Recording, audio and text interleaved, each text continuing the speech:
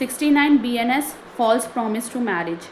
इस एक धारा ने हम तीनों की ज़िंदगी पूरी तरह से बदल के रख दी, यानी कि मेरी, मेरे भाई की और मेरी मम्मी की। एक लड़की जिसके साथ मेरा भाई रिलेशनशिप में था, लगभग 5 साल तक उनका रिलेशनशिप चला। उसके बाद उस लड़की ने मेरे भाई पर ये धारा लगा दी। अब आप सब सोचेंगे कि भाई लड़की ने सही किया, जब उसके साथ रिलेशनशिप में है तो वो ये करेगी। ठीक है, यहाँ तक तो आपके मन में लड़की को लेके सिंपैथी गेन होगी, उठेगी, मगर जब पीछे की कहानी आप जानेंगे तो फिर आपको लड़की से नफ़रत होने लगेगी। और वो कहानी, उसका जीता जागता आईना मैं और मेरी माँ है। मेरे फादर साहब 2020 में एक्सपायर हो गए थे। 2020 में एक्सपायर होने के बाद लड़की ने मेरे भाई को अपने प्यार के जाल में फंसाया। मेरा भाई, हम अपने भाई को शुरू से बोलते थे कि ये लड़की एक दिन तुझे झूठे केस में फंसाएगी फंसाएगी फंसाएगी और तुझसे या तो पैसे ऐंठने की कोशिश करेगी। और हुआ भी वही। उस लड़की ने आखिरकार अपना पासा फेंका और उसकी नज़र थी हमारे घर पर। उसका जो मेन मोटो था कि मुझे घर आना है। वो लड़की 3 महीने की प्रेग्नेंट थी और उसके बाद वो चाहती थी कि उस दिन की वो शादी करें। हमने शादी से उस समय मना कर दिया। अब आप सोचेंगे कि यही लोग बेकार हैं, आप हमें 10-12 गाली देंगे, पर आगे की कहानी सुनते जाइए। कहानी नहीं, ये आप बीती है। तिहाड़ में 6 महीने मेरे भाई को उस लड़की ने जेल करवा दी। उसका यही था। और पीछे की स्टोरी, बैकग्राउंड स्टोरी ये थी कि वो लड़की को मेरे भाई से शादी नहीं करनी थी। वो कोर्ट में तो ये केस उसने डाल दिया था, मगर असल में वो लड़की की जो डिमांड थी वो थी पैसे। वो बोलती थी कि मुझे 10 या 15 लाख दे दो, मैं पूरा मुकदमा ख़त्म कर दूँगी। और हुआ भी ठीक ऐसा ही। लड़की को पैसे मिल गए। 10 से 15 लाख के आसपास उसने बात करी। पहले वो 20 बोल रही थी, 20 करते करते 25 तक, 25 पहले 25 मांग रही थी, फिर उसके बाद 20 पे आई, फिर उसके बाद जैसे तैसे 15। अब आप पूछेंगे मेरे पास 15 लाख रुपए आए कहाँ से? तो वो 15 लाख रुपए मुझे मजबूरी अपना घर बेचना पड़ा, क्योंकि मेरे सर पे पिताजी नहीं है। मेरी माँ जो है उनके डायलिसिस चल रहे। डायलिसिस एक बहुत क्रूशियल प्रोसेस है, जिसमें मेरी मदर की दोनों किडनियाँ ख़राब है और उनका जो है हफ्ते में 2 बार डायलिसिस होता है। अब मेरी माँ जो कि ऐसी स्थिति से जूझ रही थी और तिहाड़ की लाइनों में खड़ी थी, हमारी रोटी नमक लेके जाती थी, बीपी लो हाई जैसी समस्या से जूझ रही थी। वहाँ पर रोटियाँ तक हमारी चेक होती थी, क्योंकि मेरी मम्मी को खाना ज़रूर चाहिए था। खाना कदम कदम पे खाना चाहिए। जो ये पेशेंट है वो, उसका दर्द वो वही जान सकता है कि कितनी ख़तरनाक होती है ये CKD, जो लास्ट स्टेज पे होती है बीमारी, ना जीने देती है ना मरने देती है। तो मैं अपनी मदर के डायलिसिस भी करा रही थी। उस दौरान मेरी नौकरी भी छूट गई। 6 महीने तक मेरा जो था, मेरी नौकरी चली गई। मेरे कितना बुरा स्ट्रगल, मैंने बहुत बुरा ट्रॉमा झेला। मेरा भाई 6 महीने के लिए अंदर जेल में चला गया। यहाँ तक पूरी कहानी ख़त्म हो गई। हमने बीच में सोचा कि हम ऐसा करेंगे, पैसे नहीं देंगे और उसकी शादी उससे करवा देंगे, चाहे वो लड़की जैसी भी हो, बाद में इसको ख़त्म कर दे, क्योंकि उसका फैमिली बैकग्राउंड ऐसा भी है कि वो क्रिमिनल फैमिली से बिलोंग करती है और वो लड़की खुद एक क्रिमिनल माइंडेड लड़की है।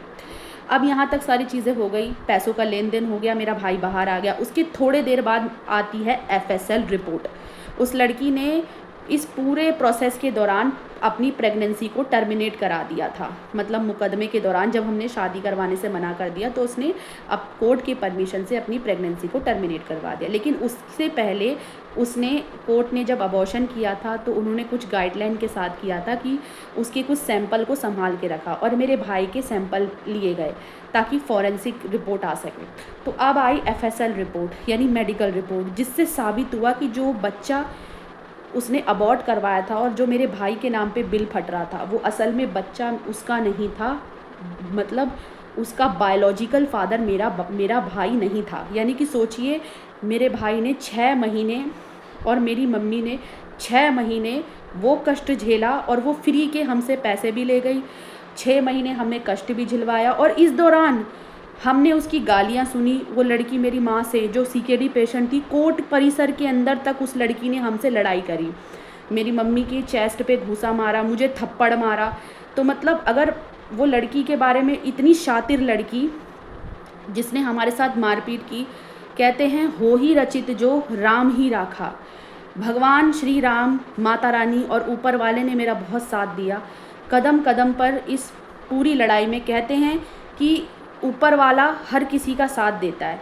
अगर आप सही हो तो आपका साथ भगवान देगा।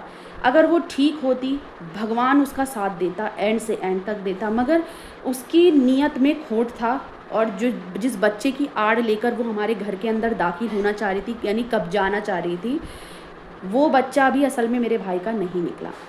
तो इसके बाद हमें अपने फ़ैसले पर गर्व हुआ, हमें लगा कि हमने बिल्कुल सही डिसीजन लिया, क्योंकि वो लड़की के बारे में फिर हमने आगे से जब हम घुसे इस पूरे दलदल के अंदर, तो हमने जाना कि कुछ और लड़के भी हैं जो उसके साथ मिले हुए हैं। वो लड़की इसी तरह से लोगों को ब्लैकमेल करती है और मतलब पहले धमकाने का 76 में डाल दूँगी, मगर जिन लड़कों से पिछले उसमें उसका पाला पड़ा, वो लोग पारिवारिक रूप से और सामाजिक रूप से बहुत मजबूत थे, इसलिए वो उनको टस से मस नहीं कर पाए। और लेकिन हम पारिवारिक रूप से मजबूत नहीं थे, सामाजिक रूप से भी हम इतने मजबूत नहीं थे, फैमिली कोई सब साथ नहीं थी, मैं, मेरा भाई और मेरी सीकेडी पेशेंट मदर। तो इसी वजह से उसको बहुत सॉफ्ट टारगेट मिल गया हमारी फैमिली को टारगेट करने का। मेरी माँ के साथ उसने बहुत अत्याचार किए। मेरा पड़ोस इस बात का साक्षी है और मेरे पड़ोसी जानते हैं उस लड़की ने कितनी बार मेरी मदर को अब्यूज़ किया है, मारा है, पीटा है। मेरी मदर के हाथ में फिस्टूला बना हुआ है।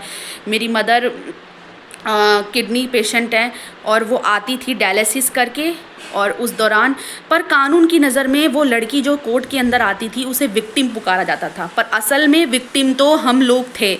रेप उसका नहीं हुआ था, रेप तो हर दिन हमारा हुआ था, मेरी मम्मी का, मेरा हर दिन रेप हुआ था। मुझे वो सारी बातें जब याद आती है तो मेरे 6 महीने वो प्रशासन नहीं लौटा सकता। हाँ, लेकिन एक काम ज़रूर कर सकता है कि 69 BNS को ख़त्म कर सकता है, उसमें सुधार कर सकता है। भाई 6 महीने हमने बहुत ट्रॉमा झेला है। कम से कम जब तक अगर इस तरह के केस हो, फॉरेंसिक रिपोर्ट आने के बाद ही लड़के को अरेस्ट किया जाए, कुछ बदलाव हो कानून में। एक पक्षीय कानून की वजह से कहीं ऐसा ना हो एक दिन पूरा परिवार आत्महत्या तक की स्थिति, क्योंकि मैंने वो झेला है ट्रॉमा। एक समय ऐसा आया जब मेरे भाई की बेल रिजेक्ट हो रही थी, बार बार सेशन से रिजेक्ट हो रही थी, जस्ट बिकॉज उसकी प्रेगनेंसी और उसके एलिगेशंस की वजह से।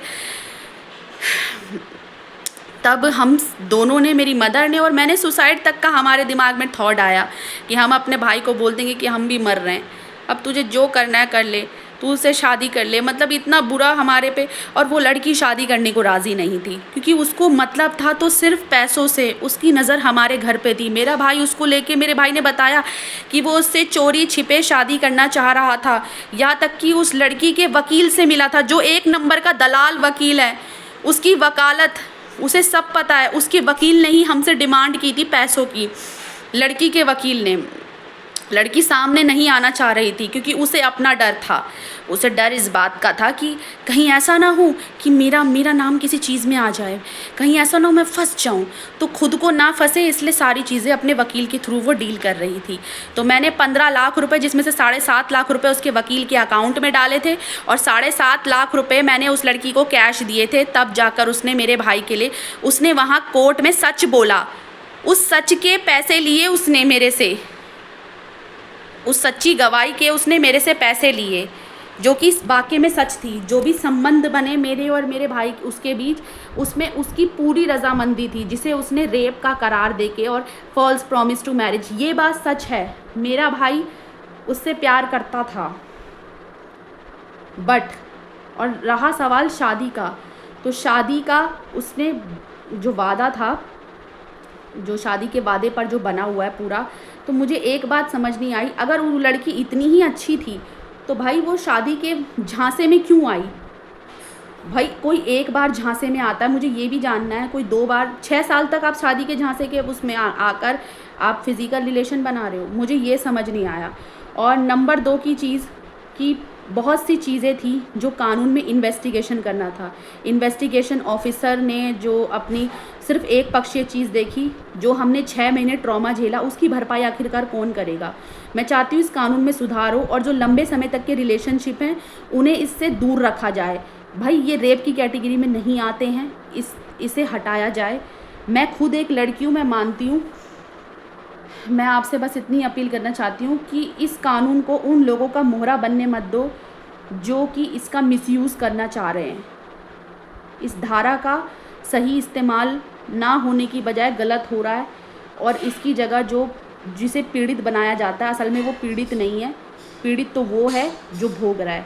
कहने का मतलब ये है कि 3-6 महीने हमारे बिल्कुल बेकार बीते। हमें ना खाना मिलता था प्रॉपर तरीके से। मैं अपनी मदर को लेके अस्पताल जाती थी, खाने पीने से लेके हर